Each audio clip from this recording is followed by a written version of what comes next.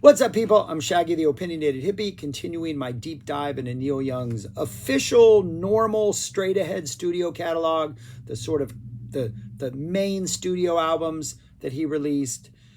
Gonna throw in A Time Fades Away, A Rust Never Sleeps. We'll do the other things on days that aren't Fridays, but today it's Reactor, officially his 12th studio album, came out in 1981. How long is it? About 40 minutes long. We get 8 songs. I am, now that I'm listening to these albums in order, just did Hawks and Doves last Friday. Going to drop Trans next Friday. I am now viewing this little run of early 1980s albums as a trilogy. For lack of a better word, maybe I can come up with something more clever later. I'm going to call it the Ben trilogy. Ben is Neil Young's son. He was born in the late 70s. He had cerebral palsy.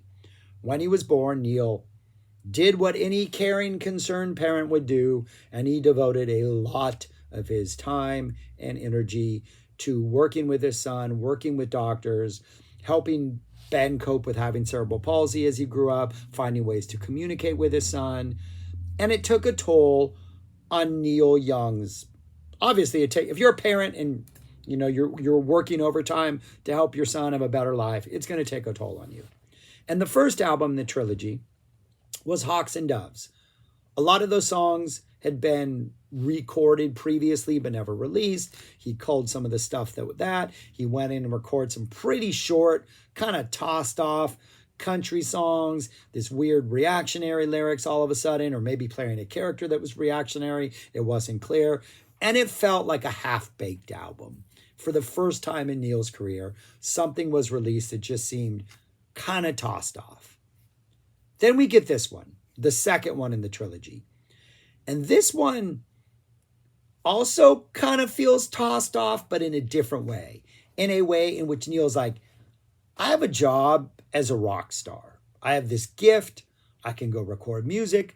I can release it. That's how I make my living. And if I need to go have fun and I need to have an escape and I need to bring my old band Crazy Horse back, yeah, we made an album a couple years ago. We can make another one to just have a really, really, really good time and make a really good album.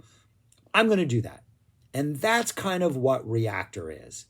It's a fun album. Definitely some intense moments on there. Some absolutely amazing songs on here.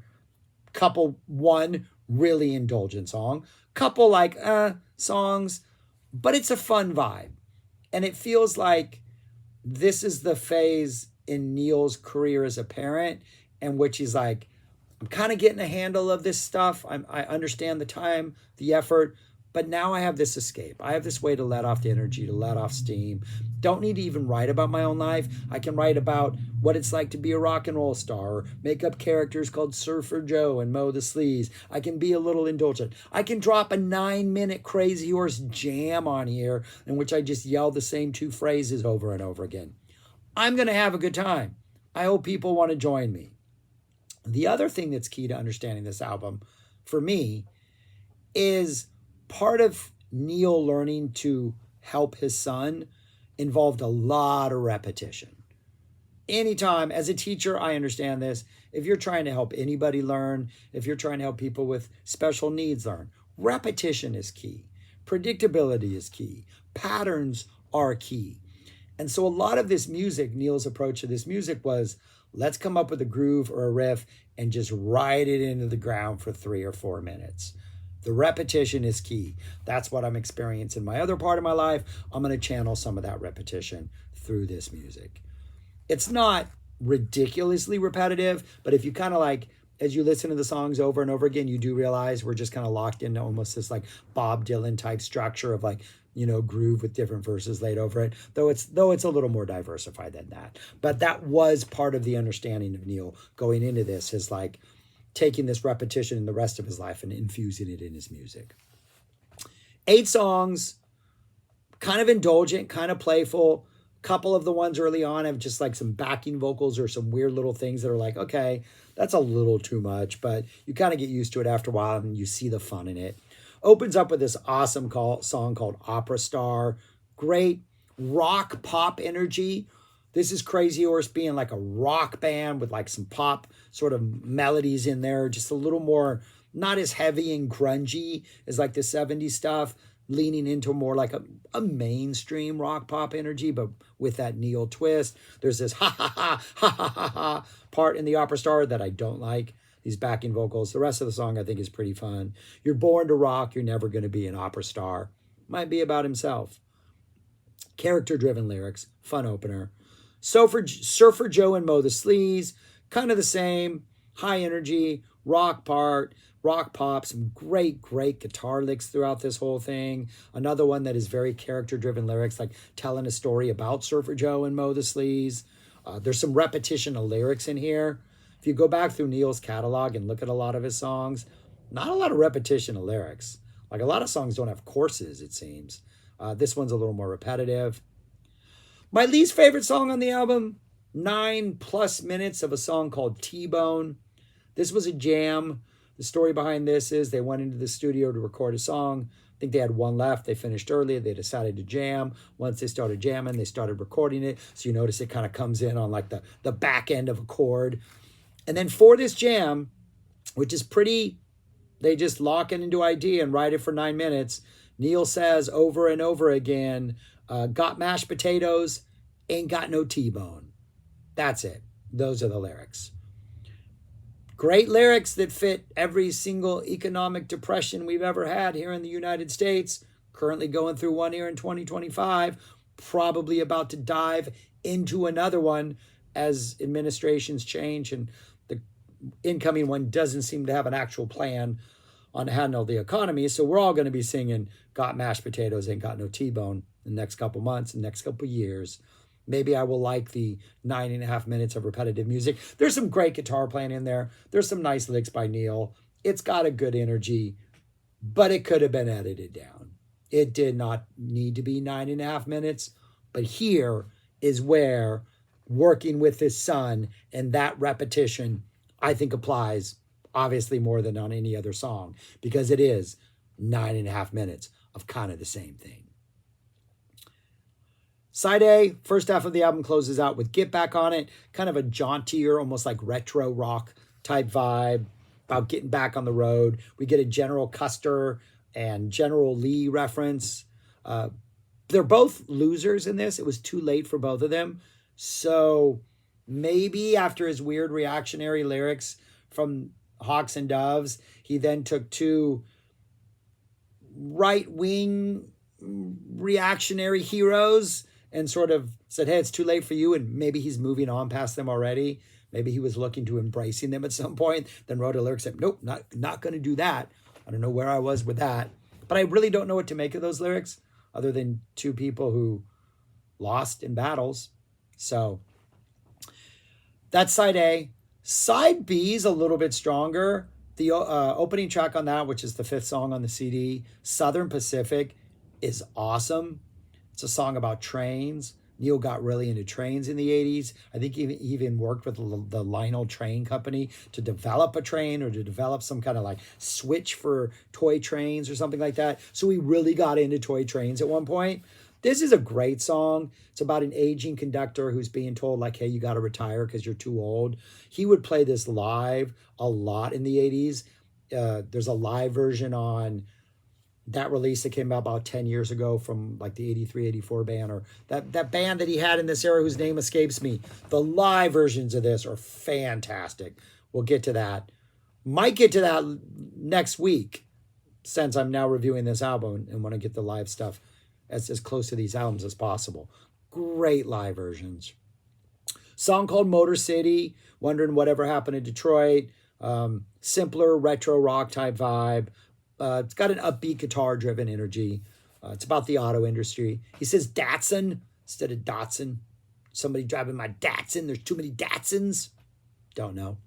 Rapid Transit, really cool groove to this. His performance is over the top silly. Like every opening vowel is like, or every opening syllable gets a like when he says rapid transit, he's like rapid transit, motor. Like all of the initial lyrics to like these little like bridge verses of, I don't know if it's really a verse chorus thing, but these little like couplets, these little 2-word phrases that open up each section. He's really being playful and kind of silly and having a lot of fun with his pronunciation. Great guitar playing, kind of a ragged and scrappy solo. Just fun. Used to annoy me at first because the groove that this in is really cool. And then he would come in and with these over-the-top silliness. But then as I grew to like, this album seeps into you and it gets into you. You gotta want to have fun. It's a fun album. And then it closes out with an absolutely not fun song, but probably the best song on here. The absolutely oral assault intended of Shots. There's like machine gun samples that go over it, really aggressive musically. It's got like this marching like cadence, like a marching band or like a military just drum roll almost. Like drum energy is fantastic. Just noise, aggression, this oral assault. Like Neil yells out shots and he talks about children and machine and men and lust. And it's almost like he's preaching, but it's not really clear. A lot of metaphors or a lot of like hidden meanings to what he's talking and yelling about. It's just this 7.5 minutes of like pure aggression. And it seems like this is the song where whatever Neil is going through that he can't necessarily get out of his system, he's just going to like orally assault you with this music. And Shots first appeared, I believe, on the Boarding House acoustic performances from like 78. So that song had been floating around for like 4 or 5 years. Absolutely phenomenal way to end the album. And one of the reasons I listen to this album as much as I do, because I get to Shots and I have such a good time, and Opera Star is such a good opener, it's really easy to put this thing on repeat and go through it over and over again. A fantastic, an underrated album. Like, it's not top 10, even right now, when I'm like not even 20 albums into this, it's not a top 10 album. But that doesn't say anything because Neil Young's top 10 is a slugger's row of, it's an all-star team. But it's up there. I think this is a good album.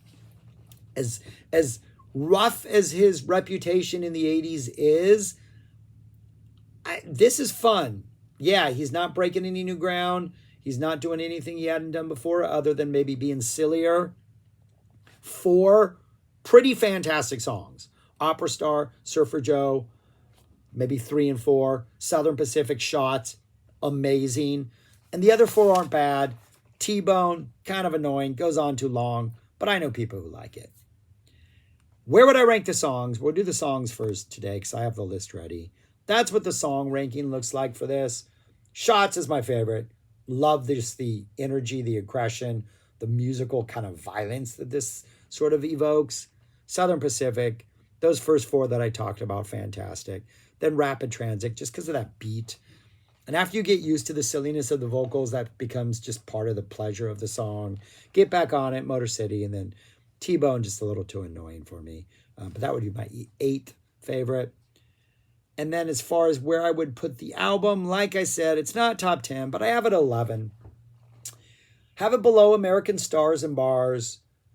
I think American Stars and Bars, maybe even a little bit different. There might be some that fall between those two, because that's actually, I think, a much more solid. It's another really solid album that I don't think gets all the praise that it should. But I think this is a really good album. Like, it's fun. It's not every album you're like trying to like change the world or you're like bearing your soul. Sometimes you just need to get out there. Crazy Horse sounds like they're having a good time. Neil sounds like he's having a good time. The guitar energy is fantastic. I think it sounds good. If I had a complaint, it's like move that 9-minute song last so I can think about something else while it plays. But 11. I think that's a fair ranking. This is going to be like the top 20 of Neil are all going to be must-hears pretty much when we get done with this, I have a feeling. But a Reactor, I have it 11. That's all I got on this. Let me know your thoughts on this album, on the idea that this is a trilogy, right? The Ben trilogy. Anybody got a better name for it? I think that's a good name for it. Maybe a Michael Jackson Rat reference there, so maybe we want to come up with something else. But yeah, Reactor. Part 2 of the trilogy, much better than part 1. Hawks and Doves, if you notice, is way down at the bottom of the list. We'll see where Trans is. Another one that was criminally underrated when it was released. And I think Trans is probably closer to where it should be now than it was back in the 80s. But anyways, that's all I got. Thanks for watching. Subscribe, like, share, comment, do those things. And go listen to this album and discover an album that you may have overlooked. It's definitely not as bad as people want you to think. That's all I got. Thanks for watching. Peace. Talk to you later.